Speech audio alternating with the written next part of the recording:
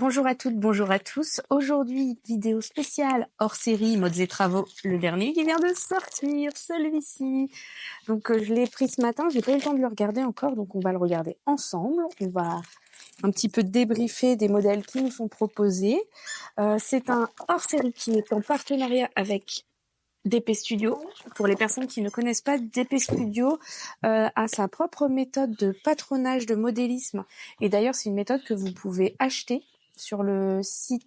Alors, moi, je l'ai vu sur Amazon, mais c'est un certain coût. Je crois que les 2 volumes sont à 150 €, quelque chose comme ça. Mais du coup, c'est des modèles qui sont vraiment travaillés. Quand vous allez sur le site DP Studio, vous trouvez vraiment des masterpieces, quoi. C'est des bon niveau. Et du coup, je trouvais ça intéressant d'avoir un magazine accessible à tout le monde avec des modèles DP Studio. Surtout que dans le cadre du CAP, je vais être amenée à coudre pas mal cette année des pièces techniques. Donc je suis contente de l'avoir acheté et on va regarder ensemble tout de suite ce que contient le magazine. Donc voilà la couverture du magazine. Donc c'est un magazine qui est à 9,90 € pour 10 patrons. Et ce que j'apprécie, c'est que ce sont vraiment des modèles différents. C'est-à-dire que c'est pas un modèle où vous ajoutez une longueur de buste, une longueur de manche, une longueur d'un top pour en faire une robe. C'est vraiment 10 modèles. Et vous avez une petite incruste qui arrive. Nous sommes vendredi, je ne travaille pas, donc elle est avec moi. Alors, le mot du créateur, donc qui est DP Studio, je vous ai parlé rapidement. Nous avons un petit récap des modèles où nous trouverons un pantalon, une veste saharienne, une blouse cache-cœur, un gilet à double boutonnage, un pantalon de jogging, une robe à l'allure déstructurée, une blouse à plastron, une jupe drapée, une liquette chemise et une robe ample. Donc, le tableau détail, waouh, hyper complet. Vous avez vu toutes les mesures qui nous sont données. 36 au 48 pour les tailles dans ce magazine. Et si cela n'a pas changé, les marges de couture sont incluses. J'essaie de retrouver. Est-ce que c'est noté? On va voir en regardant les modèles. Premier modèle, le 312, le pantalon à plis creux. Il me fait un peu penser au pantalon d'Aladin. Donc là, on a un pli creux, une cheville qui est Désolée, vous avez le pouic-pouic du chien qui est assis derrière moi. Donc un espèce de gros bracelet de cheville qui part sur la moitié du devant et qui prend tout le derrière. On voit bien là sur le schéma technique. Ça, c'est le dos. Et là, nous avons le devant avec la moitié du bracelet de cheville. Est-ce qu'ils nous disent pour les marges? Alors, c'est niveau expert. Mimi, s'il te plaît. Et il vous faudra un tissu en tencel. Ils disent jeans foncé. Vous mettrez bien la couleur que vous voulez. Du thermocollant, de la doublure pour les fonds de poche, du droit fil, un velcro. Certainement pour les... je ne sais pas en fait pourquoi ils veulent du velcro. Valeur de couture 1 cm incluse. Super. Et donc du biais et 5 boutons de 16 mm. Voilà, donc après vous avez les instructions de montage que je vous passe. Donc toujours avec je vous montre juste cette page-là. Toujours des schémas et du texte. Ça me rappelle vraiment les magazines de la Maison Victor. Donc c'est vrai que dès qu'il y a une sortie de hors-série, j'aime bien me le prendre parce que c'est des magazines qui ont vraiment une plus-value avec toutes ces explications détaillées, schématisées. Moi, j'adore. Ensuite, nous avons la veste saharienne, le 108. Pareil, niveau expert. Pour ce modèle, vous avez des petites poches plaquées avec rabat boutonné sur le dessus de la poche, une ceinture dans le dos et le devant, pas de boutonnage, un col tailleur. Je pense qu'il y a une fente indéchirable boutonnée pour les poignets.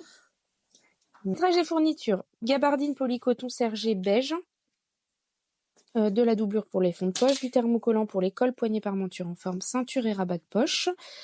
Il vous faudra du 2 mètres de droit fil thermocollant, des 8 boutons de 18-19 mm pour le devant et les poches, et 2 boutons de 14 mm pour les poignets. Et en option, il vous propose de rajouter un lien et glisser dans la ceinture. Toujours très détaillé. Franchement, on voit que que DP Studio, c'est une marque qui veut vraiment accompagner et qui est très technique. Donc ensuite, la blouse cache-cœur, le 613. Très sympa, j'aime bien. Celle d'avant aussi, j'aime bien. Le pantalon, j'aimais un peu moins, mais là, les deux modèles, pour l'instant, les deux derniers, celui-ci et celui d'avant, j'adore. Toujours du 36 au 48, je pense que c'est valable pour tous les patrons. Donc c'est un cache-cœur qui est boutonné en haut. On voit qu'il y a une parementure en finition sur le cache-cœur et sur l'encolure. Vous avez 2 fentes indéchirables et des poignées boutonnées froncées pour un effet bouffant, ballon. Donc il propose, alors je vais essayer de faire plus rapide pour la liste des fournitures. Il propose dans une viscose, et il faudra du thermocollant, du droit fil et de l'élastique de 8 mm et 4 boutons de 8 mm, dont un qui sera caché. Oh, c'est dommage qu'il n'y a pas le pull, j'aime bien, sur la dame. Vous avez donc ensuite le 317, un pantalon de jogging qui n'est pas resserré en bas, c'est vraiment la mode du moment avec des pantalons amples. Il y a une bande que vous pouvez même faire contrastante sur le côté, de chaque côté en fait. Les poches sont prises entre cet empiècement de côté et le morceau devant. Un élastique à la taille qui a été surpiqué et ensuite ourlet classique en bas. Pour celui-ci, niveau débutante, il propose de le faire dans un French Terry, 2,30 m du 36 au 38, 2,50 m du 40 au 44 et 2,70 m du 46 au 48. Effectivement, vu l'amplitude des jambes, ça m'étonne pas qu'il faille quand même pas mal de tissu. Il faut de la doublure pour les fonds de poche, si vous voulez évidemment faire dans un tissu contrastant ou différent, du thermocollant, du droit fil thermocollant, du biais, de l'élastique de 5 cm de large pour la ceinture, 2 boutons pression de 10 mm. Voilà. Et je pense que ça, c'est rapide à faire, très confortable pour rester à la maison ou pour sortir selon le tissu. Si vous prenez un tissu un peu classe, ça peut être chouette. Voilà. Et ah oui, vous avez aussi des poches plaquées à l'arrière qui sont très sympas. J'ai l'impression. Et oui, ils ont mis des petits boutons sur les poches. C'est sympa. J'en loupe pas. Alors, le 919, la robe allure déstructurée. Alors ça fait un effet de top par-dessus la jupe, vu comme c'est assemblé. Alors qu'en fait, là, ça doit être un pli ou une ceinture. Alors, il propose de le faire dans un crêpe fluide, ici vu au rose, toujours du 36 au 48, marge comprise d'1 centimètre. Et il vous faudra que le tissu. Il n'y a pas de bouton, il n'y a pas de fermeture éclair, il n'y a pas de droit fil thermocollant. Donc ça, c'est un niveau débutante également, avec des manches à même, donc il n'y a pas de manches montées, ce qui fait que le devant est en une seule partie, le dos est en une seule partie, et vous avez une jupe devant et une jupe dos. Ensuite, la blouse à plastron. Attention, là, c'est du technique. Alors, la blouse à plastron, niveau initié. Ils le font dans un crêpe fluide noir. Donc, il faut entre 1,70 m et 2 mètres de tissu pour les plus grandes tailles, du thermocollant pour le col et les poignets, 7 boutons de 10 mm et un nœud fantaisie pour le tour de cou selon l'option choisie. Vous pouvez faire soit un col avec un lien qui revient sur le devant, soit un col avec une patte de boutonnage sur l'empiècement du haut pour un effet plus chemise. Les deux sont des chemises, vous m'avez comprise. Et donc c'est une chemise qui est assez ample, on voit que sur le dessin technique, il y a des vaguelettes. Vous avez des manches ballons resserrées par des poignées de manches un peu plus proches du bras, même si on voit que sur la photo, ils sont pas hyper serrés. Hein. Ça reste correct. 130, c'est une jupe drapée, niveau initié. J'aime beaucoup, avec cet effet de drapé qui revient vers l'intérieur de la ceinture. Super sympa. C'est dommage que sur la photo, on voit pas bien avec les rayures du tissu choisi. Ce modèle nécessite entre 1,10 m et 1,30 m de tissu. Il vous faudra un zip invisible et du thermocollant. Et vous avez une fente sur le devant pour un effet sexy lady. Le dos est en 2 parties pour pouvoir y insérer le zip invisible. Et ensuite, vous avez des jeux de plis, pas mal de choses. On voit sur les pièces du patron. Voilà. J'espère que vous voyez bien parce que l'installation, elle est plutôt artisanale, encore une fois. le 617, la liquette chemise. Donc le 617, la liquette chemise, c'est un modèle avec des plis nervures sur le haut du devant. Vous avez des pattes décoratives sur le devant, donc également, vous voyez, sur les côtés, là c'est plus large, et sur les épaules. Un lien pour fermer à l'encolure avec une petite ouverture dans le dos. Des liens sur le bas des manches. Et voilà. Donc pour ce modèle, ils utilisent de la popeline de viscose plume Tulurex blanche.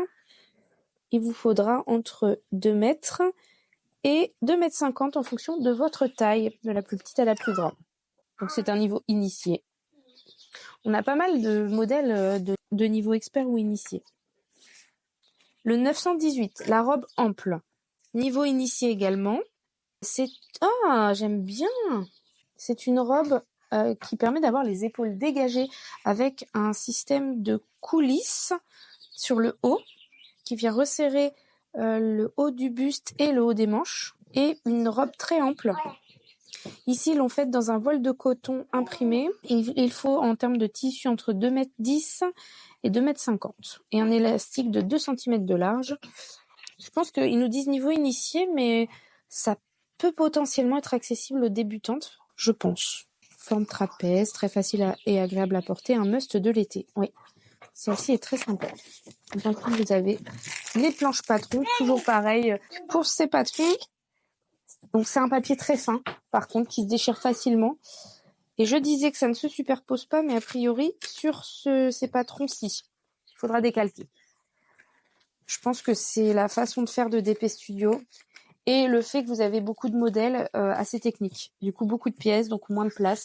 Ce qui se comprend. Après, moi, ça me dérange pas. Je décalque systématiquement mes planches patrons pour pas abîmer le papier, pour pas abîmer le patron lui-même et pouvoir le réutiliser si je veux le refaire dans une autre taille. Voilà. À la fin, on a un mini dico pour tous les termes techniques en couture qui peut s'avérer pratique quand on débute.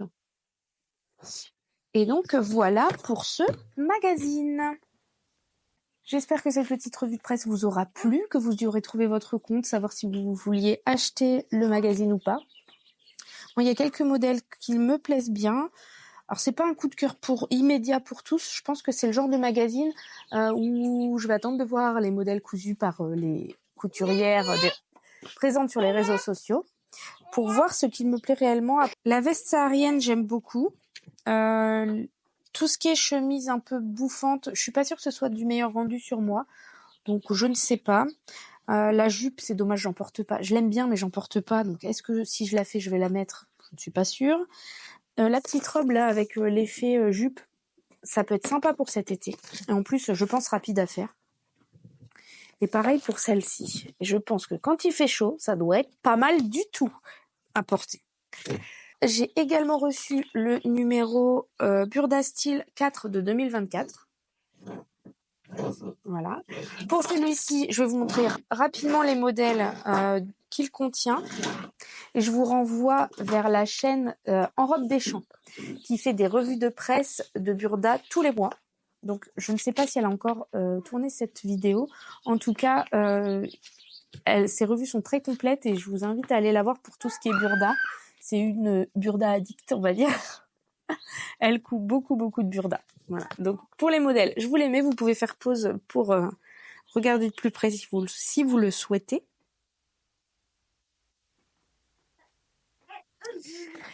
Voilà. Donc, c'est tout ce que j'avais à vous dire pour aujourd'hui. Je vous invite également, pour les personnes qui sont dans le centre de la France, à regarder ma dernière vidéo si vous voulez venir au week-end couture que j'organise, donc le week-end du 13 et 14 avril. Alors, avec une arrivée, excusez-moi, j'ai pas précisé, mais on peut arriver dès le vendredi après-midi. Donc, le 12, 13, 14. Pour les personnes qui peuvent arriver que le vendredi soir, il n'y a pas de souci, hein, vous inquiétez pas. Voilà. Eh bien, je vous souhaite une bonne journée. Et je vous dis à très vite pour une prochaine vidéo. Tu manges? Et c'est bon? Comment? Qu'est-ce qu'il y a? Tu te vois là? C'est ça? Ah oui? Ah oui. Tu vas jouer? Tu vas jouer? On va pas y arriver.